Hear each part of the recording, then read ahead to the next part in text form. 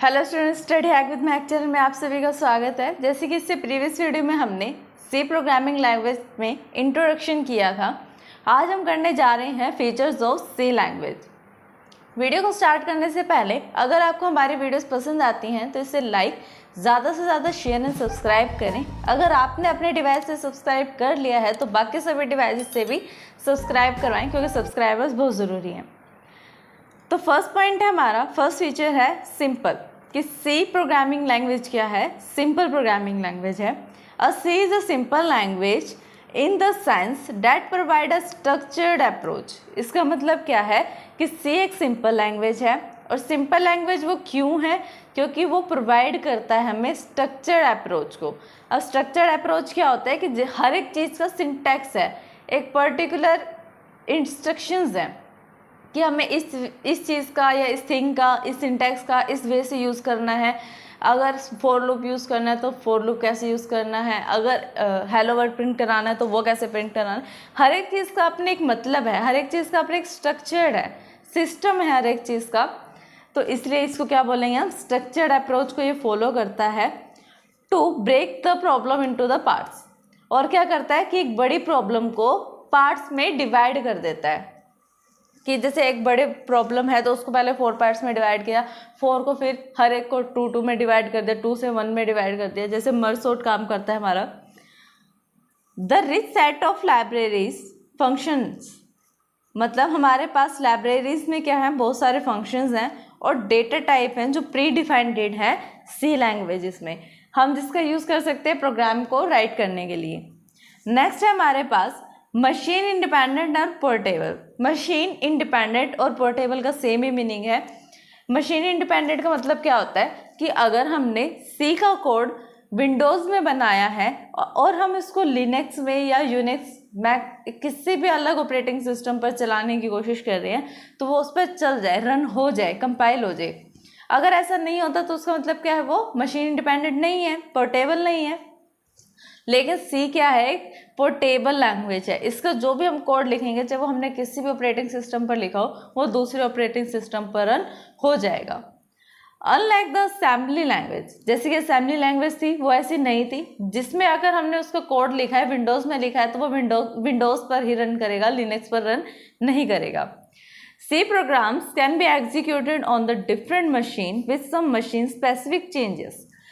मतलब वो क्या कह रहा है कि सी प्रोग्राम क्या है, उसको हम एग्जीक्यूट कर सकते हैं डिफरेंट मशीन्स पर, लेकिन उस मशीन में हमें क्या करना पड़ेगा? थोड़ा सा स्पेसिफिक चेंज करना होगा, माइनर सा ही चेंज होगा, अदरवाइज वो दूसरी मशीन्स पर चल सकता है, रन हो सकता है।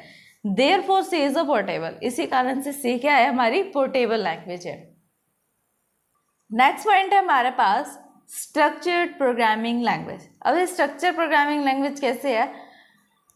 Also C is intended to do the low level programming, कि C लेवल में हम क्या करते हैं? लो लेवल प्रोग्रामिंग भी कर सकते हैं।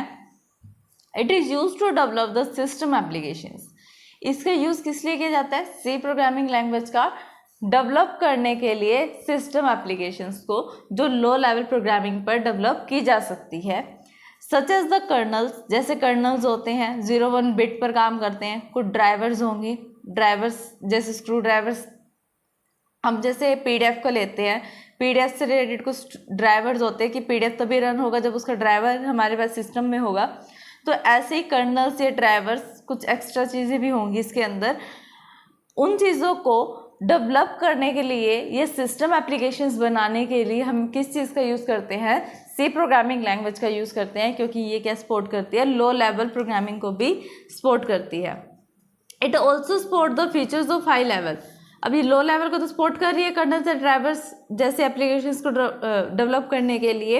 It is also support the features of high level language, और ये हाई लेवल लैंग्वेज के फीचर्स को भी क्या कर रही है? सपोर्ट कर रही है। That why it is also known as the mid level language। इसी कारण से हम इसको क्या कहते हैं? मिड लेवल लैंग्वेज भी कहते हैं। और इसको हम स्ट्रक्चर प्रोग्रामिंग कैसे कहेंगे? कि structure programming language is that sense we can do the break the program into the part using the functions. मतलब हम इसके अंदर फंक्शंस का यूज़ कर कर एक बड़ी प्रॉब्लम को स्मॉल पार्ट्स में डिवाइड कर देते हैं, जिससे हमें क्या कर देता है? स्ट्रक्चर्ड हो जाता है वो प्रोग्राम। हमें उसे सोल्व करना, उसका सोल्यूशन निकालना ईजी हो जाता है। नेक्स्ट पॉइंट है हमारे पास रिच लाइब्रेरीज। रिच लाइब्रेरीज का क्या मतलब है कि C provide a lot of inbuild function that makes the development fast. इसका मतलब क्या है कि सी प्रोग्रामिंग लैंग्वेज हमें प्रोवाइड करती है इनबिल्ड फंक्शंस, बहुत सारे इनबिल्ड फंक्शन, मतलब पहले से ही फंक्शंस, ऐसे फंक्शंस जो पहले से ही बिल्ड है सी में, पहले से जिसने सी को डेवलप किया है उसने पहले से ही बिल्ड कर रखे हैं वो फंक्शंस, उसका यहाँ अगर हम यूज़ करते हैं तो प्रोग्रामिंग क्या हो जाती है, ईजी हो जाती है, that make the development fast. और वो डेवलपमेंट को भी, कोई एप्लीकेशन अगर हमने डेवलप करनी है तो उसको क्या बनाती है, फास्ट बनाती है। नेक्स्ट पॉइंट है हमारे पास मेमोरी मैनेजमेंट। अब मेमोरी मैनेजमेंट क्या होता है, it's for the memory management features of dynamic memory allocation and free the allocated memory.